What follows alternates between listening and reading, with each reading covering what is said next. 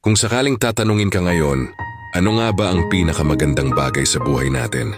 Maraming tao ang sasabihin na pera, kotse, bahay, negosyo, at kung ano-ano pa. Pero ang totoo, lahat ng bagay na yan lilipas, pwedeng mawala, pwedeng maagaw at pwedeng maubos. Ang tunay na pinakamagandang bagay sa buhay ay yung mga bagay na hindi kayang bilhin ng pera. Yun ay ang pag-ibig. Yung maramdaman mong may nagmamahal sa'yo at yung may tao kang minamahal ng totoo.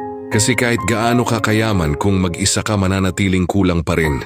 Pangalawa, yung kapayapaan ng isip at puso.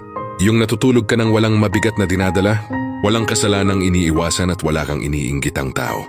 Yung simple ka lang pero kontento. At pangatlo, yung layunin mo sa buhay na alam mong may dahilan ka kung bakit ka nandito. Na sa bawat hakbang mo may direksyon at higit sa lahat, alam mong hawak ka ng Diyos. Sa huli, ang pinakamagandang bagay sa buhay ay hindi nakikita sa mata, kundi nararamdaman ng puso, pagmamahal, kapayapaan at pananampalataya.